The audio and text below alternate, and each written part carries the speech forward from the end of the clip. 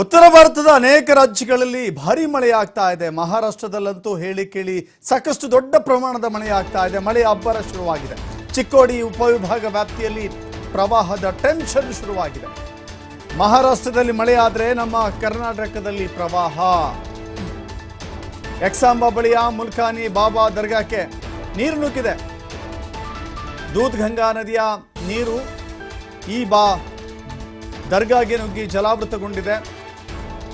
6 ಅಡಿ ನೀರು ಬಂದರೆ ಇಡೀ ಗ್ರಾಮ ಮುಳುಗುವ ಭೀತಿ ಇದೆ. ಇನ್ನು 6 ಅಡಿ ನೀರು ಬಂದರೆ ಇಡೀ ಗ್ರಾಮ ನೀರಿನಲ್ಲಿ ತೇಲುವಂತೆ ಕಾಣಿಸುತ್ತೆ. ದಿನದಿಂದ ದಿನಕ್ಕೆ ಏರಿಕೆ ಆಗ್ತಾ ಇದೆ ದೂದ್ಗಂಗಾ ನದಿಯ ನೀರು. ಮಹಾರಾಷ್ಟ್ರದಲ್ಲಿ ಬಿಟ್ಟರು ಬಿಡದೆ ಸುರಿತಾ ಇರುವಂಥ ಮಳೆಗೆ ಮಹಾರಾಷ್ಟ್ರದಲ್ಲೂ ಕೂಡ ಅನೇಕ ಅವಾಂತರಗಳನ್ನು ಸೃಷ್ಟಿ ಮಾಡ್ತಾ ಇದೆ. ಪಕ್ಕದ ಕರ್ನಾಟಕದಲ್ಲಿಯೂ ಕೂಡ ಪ್ರವಾಹದ ಪರಿಸ್ಥಿತಿಯನ್ನು ತಂದೊಡ್ಡಿದೆ. ನೋಡ್ತಾ ಇದ್ದೀರಿ, ಬಯಲು ಪ್ರದೇಶದಲ್ಲಿರುವಂಥ ಈ ದರ್ಗಾಗೆ ನೀರು ನುಗ್ಗಿದೆ.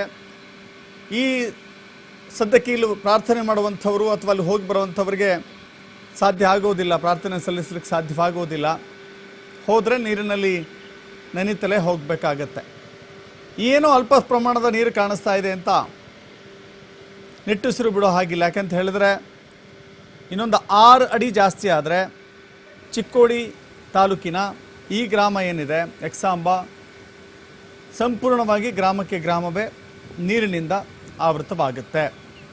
ಮನೆಗಳಿಗೆ ನೀರು ನುಗ್ಗುತ್ತೆ, ದವಸ ಧಾನ್ಯ ಕೊಚ್ಕೊಂಡು ಹೋಗುತ್ತೆ. ಈಗಾಗಲೇ ಸೇತುವೆಗಳು ಮುಳುಗಡೆಯಾಗಿದ್ದಾವೆ.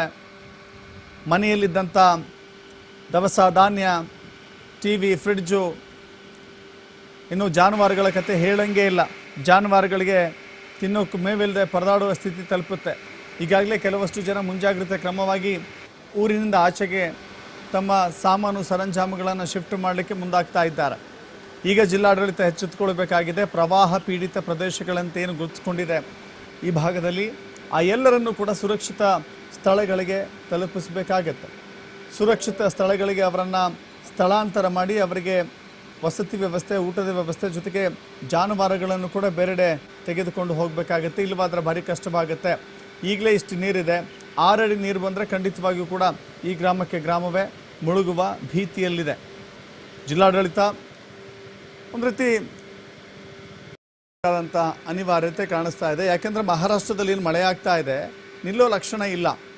ದಿನ ಪ್ರತಿದಿನವೂ ಕೂಡ ಮಳೆಯ ಪ್ರಮಾಣ ಜಾಸ್ತಿ ಆಗ್ತಾ ಇದೆ. ಹೀಗಾಗಿ ಅಲ್ಲಿ ಮಳೆಯಾದರೆ ಇಲ್ಲಿ ನೆರೆ ಆಗುತ್ತೆ, ಪ್ರವಾಹ ಬಂದೇ ಬರುತ್ತೆ. ಸೊ ಹೀಗಾಗಿ ಅಲ್ಲಿನ ಮಳೆಗೆ ಇಲ್ಲಿನ ಪ್ರವಾಹ, ನದಿಯಂಚಿನ ಗ್ರಾಮಗಳೇನಿದ್ದಾವೆ ಆ ನದಿಯಂಚಿನ ಗ್ರಾಮಗಳಿಗೂ ಕೂಡ ಜಾಗೃತಿ ಮೂಡಿಸುವಂಥ ಕೆಲಸ ಆಗಬೇಕಾಗಿದೆ. ನೋಡ್ತಾ ಇದ್ದೀರಿ, ಹಜರತ್ ದರ್ಗಾ ಮುಳುಗಡೆಯಾಗಿರುವಂಥದ್ದು.